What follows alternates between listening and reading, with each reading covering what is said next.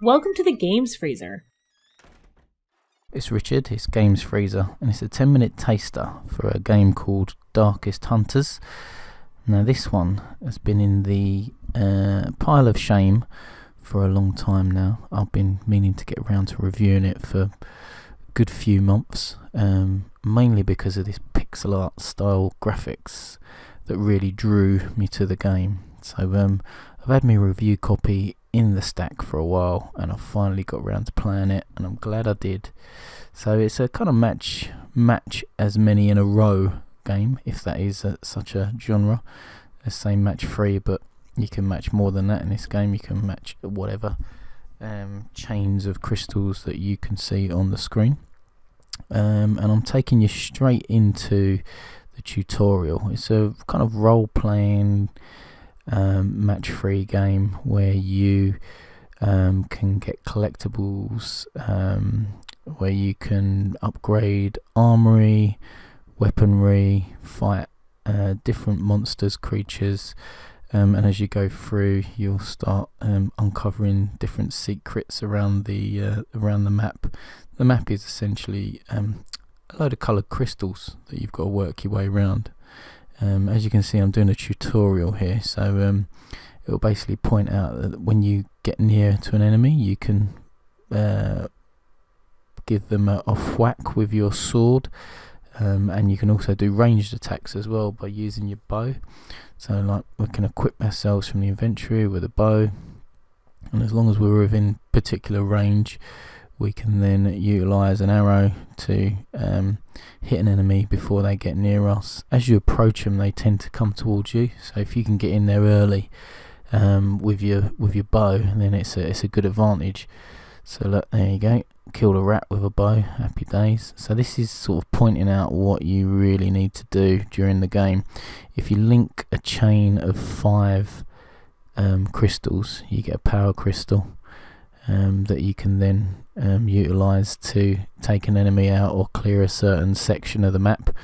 And if you click on an enemy, you get to have a look at their armour, health, damage and speed, and you'll also get to have a look at their weaknesses as well, which is quite cool. So it allows you then to sort of plan your moves about the map, and that's the thing that got me with this game. Originally I've walked into it thinking it was just going to be a mindless match 3 style game with not much substance to it, but now I've walked away from it thinking there's a lot underneath, there's a lot going on, and I love the style. Love this pixel art style, nice vibrant style. I like the town where you start, and that's really cool, where you can walk around the different shops buying and selling items, learning new potions, spells, etc. They're really cool. Around the map itself, you've got these treasure chests that you can pick up as you go through, and they'll contain various different items that you can equip yourself with or sell on or use to make upgrades to your existing weapons. So it's really cool. There's another layer there that I didn't expect with this game that is not evident in most of these style of games. So look, we've got this simple bow used by dental floss by giants. Pretty cool. Nice bit of sense of humour there. You've got an amulet. You've got some worn out shoes, standard. Always the old starting point, isn't it?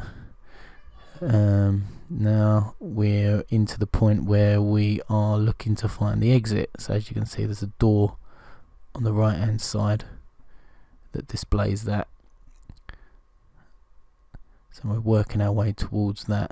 I'm now working around, seeing if I can experiment with different items and seeing where that takes me. So let's see what happens next. So if I go through that kind of power crystal, then that explodes and gives us a wider range of destruction. One thing I did find when I was trying to select the crystals is if there's one on the edge of the screen, you can see it. Sometimes you can't get to it even if you can see it. I don't know if that's a bug or not, but it was kind of annoying sometimes. And also you can't kind of nudge the screen on when there's things out of your view, so you have to kind of play within the view that you've got. So sometimes you have to kind of adjust the screen accordingly before you take your turn in order to ensure that you can get to certain parts of the map that you want to. So that was kind of a minor gripe there, but you know, these things are minor. I would like to have been able to also zoom out, so as I've got an overview of the screen. Now in the bottom right there's a map icon that you can click on that kind of takes you to a zoomed out view, but you can't work your way around using that. That's just like a one-time view, and then you click out of that and you come back to this screen where you're actually doing things within the game environment. So yeah, so it's one of those things that you just get used to as you play the game through. I've now kind of worked my way through the first 6 or so levels on this, and I've only sat down and played this once, and it's one of them games where I was thinking, right, one more go, one more map, one more go, one more map, and at the end of each go, obviously you get rated, and it's the star ratings, as you'd expect now. With a lot of games of this ilk, that's generally what it comes out as, like a star rating once you've completed it, depending on whether you've ticked off all your tasks against the particular level. In some levels you're tasked with creating a certain amount of power crystals. In other levels you'll be tasked with uncovering a certain amount of treasures or killing a certain amount of enemies. And all other different types of things that were specific for a particular level. Like on a boss level where you fight a spider, there's a particular bonus for using a crossbow to finish them rather than just the sword. So I thought that was a nice touch as well. So it's well thought out, this game, and that's what I like about it. It's not just a cookie cutter style of game. It's very much been well thought out. End user has been catered for, the market that it's aiming for, like kind of retro styling, retro gamers, has been really hit on the head. They've hit that perfectly, I think. I like the look, I like the feel of it, and this is a game I would not normally play, I've got to admit. So it's somehow managed to pull all that off and works really well in like I say, a game that I wouldn't really normally look twice at when you think of match 3. So it's got something to say for itself, definitely, and I would definitely recommend giving it a go. As I think it's only around about £3 odd on the Steam store, so that's well worth a look in. I mean, that is a surefire purchase for me, I'd say, for that money. So it's it's a good one.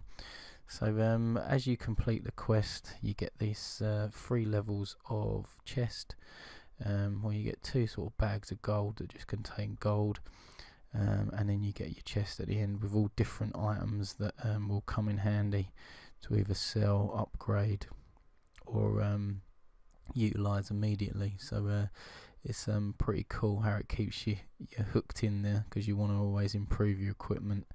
And work that loop, just like most RPGs. You know, you're kind of on a loop, aren't you? And that's what you're looking to do, is upgrade your fighter and make them the best they can be. You actually do get quite a varied range of fighters on here, and a later date I moved from this standard default fighter into a guy called Someone the Ugly. I can't remember what his name is now.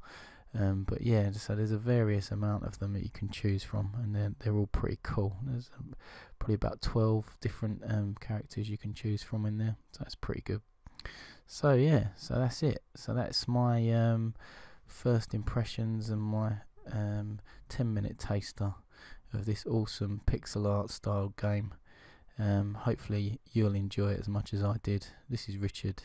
This is the Games Freezer 10-minute taster for Darkest Hunters. See you soon. www.gamesfreezer.eu